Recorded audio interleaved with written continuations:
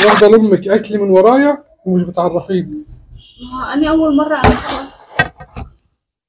خلاص يا سيد مش عايزاها سيبها. خلاص وديتني. رايحه فين؟ راح عندهم.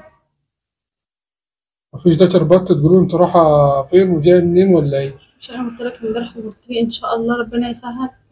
انت عارف ان امي قلت لك تعبانه. ايه امبارح؟ ان شاء الله ربنا يسهل. قلت لك ان شاء الله ربنا يسهل، يعني ما قلتليش ان شاء الله هتروحي. قلت لك ان شاء الله ربنا يسهل، يعني بكره نشوف هتروحي ولا مش هتروحي. طب يا سيد ما انت عارف ان امي تعبانه من امبارح وجايه لك وعايزه اروح اشوفها. وانت عارف ان مفيش حد هناك يعمل لها اكل. فهروح اشوفها. طيب مش تقولي لي؟ اما انا جايه لك وانت عارف. يعني احنا دلوقتي العصر سايبينها طول النهار وجايه تحطيني بقى قدام الاكل الواقع ده، رايحه عند امي. طيب مش كنت بروج وبعمل اكل هنا قبل ما امشي. عملت لي اكل ايه؟ عملت لك ملوخيه وايه؟ وبطاطس مقليه وبتنجانه وسلطه. طب الحمد لله، وادي بقى. هروح عند امي واجي بسرعه اعمل لها لقمه تاكل. طب اتكلي معايا وروحي. ما انا اما اجي هباكل. عشان بس الحاجه اعمل لها حاجه تاكل. طب وايه اللي انت واخداه ده؟ ده شنطه فيها غيرت للعيال. غيرت العيال معاكي؟ اه. الشنطه دي كلها فيها غيرات للعيال؟ ايوه يا سيد. يعني الشنطه ده هي. سيبي بس. بس هات يا طب سيد. سيبي ماسكيها دي، سيبي. بس هات بس. سيبي بس اوعي. ما انا غيرت للعيال. بتكدبي. يا سيد في عيني. طب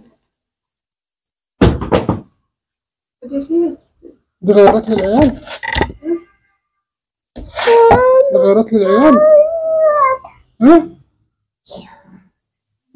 انت عارف يا سيد ان مفيش حد يعمل لها اكل هناك وهي تعبانه. فقلت اما اعمل لها لقمه واكلها لها. بص مش تزعل اخر مره ما عدتش هعملها.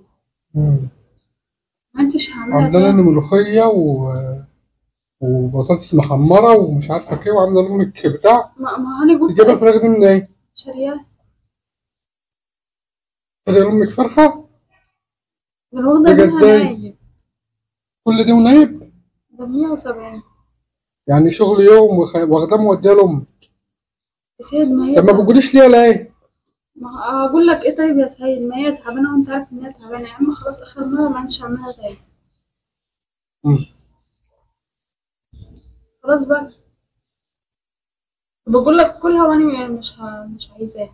انا هروح اعمل لها اي اكل من اللي عندها وخلاص. خد لامك صينيه بطاطس بالفراخ، وعامله الجوزك ملوخيه ورز وملوخيه وبطاطس. ما انا قلت اكل اي. لو واخداها من ورايا مش بتعرفيني. يعني واخده لامك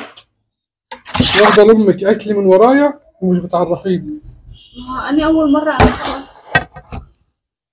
خلاص يا سيد مش عايزاها سيبها. خلاص. انت خايفه ليه؟ خلاص اخر مره. انت بتتكلمي زعلان؟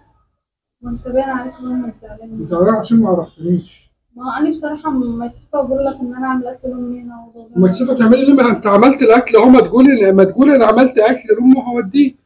ايه اللي هيزعلني يعني لو امي لو تعبانه انت مش هتشيليها؟ طيب امال ايه يعني؟ تجدع مني في حاجه يعني؟ لا انا مش قصدي كده والله. لو انا مش هسامحك في الحته دي. ها؟ خلاص مش هاخدها يا سيد مش هسامحك في الحته دي. خدي حتى لامك فاكهه مع الاكل. انت مش زعلان؟ وتكتبوا معاك يا رب من هنا وراح ما تتكلمي معايا. يا سيد والله ماشي. والله انا يعني من هنا وراح ما تتكلمي معايا. والله طالما بتعملي أول مرة حاجات من أعمل. ورايا. والله اول مره الحاجه أعمل. الصح ما بتتعملش من ورا حد، بتتعمل في النور، يبقى كله عارفها. والله اول مره انا هعمل اعمل اكل كده. لامي عشان امي تعبانه ومش قادره، ما فيهاش اي مشكله ولا في اي حاجه. انما انت تعملي من ورايا وتمشي وتروح تشتري وكل دي في الدرع، وانا شايفك راحه جايه راحه جايه، مش عارف انت بتعملي ايه ولا بتسوي ايه. ما هي يا سيد انا بصراحه خفت لا تزعل. هزعل من ايه؟ هزعل من ايه؟ هزعل من الصح؟ خلاص. يعني لما تعملي الصح انا هزعل منه؟ لا. لما هي ما هو امك هي امك. ما هو انا بصراحه يا سيد كنت محتاجه صراحه يا اقول حسبي لك الله هات ونعم 200 الوكيل، اسمها جنيه خيانه دي. اسمها خيانه. بتصرفي فلوسي من ورايا من غير ما اعرف هي رايحه فين ولا جايه منين، تبقى خيانه. ما هو يا سيد والله مش قصدي. خد الحاجه لامك وبعدين نبقى نتكلم بعدين. خد الاكل يعني روح انت ودي مش لها. زعلان ان انا اودي لها اكل؟ ده انا زعلان من الموقف اللي انت عملتيه من ورايا. خلاص يا سيد انا ده مش اسف. زعلان من الاكل. ما عادش هيتكرر تاني. اكل ايه وخرط اللي هزعل منه؟ طب انت رايح فين؟ خدي بنتك معاك اهي. طب انت انا رايح رايح ولا فين؟ عايز اكل ولا عايز اشرب. طب بس تعالى خدها قول لي. تعالى بس الموقف اللي انت عملتيه ده والله ما هسامحك عليه.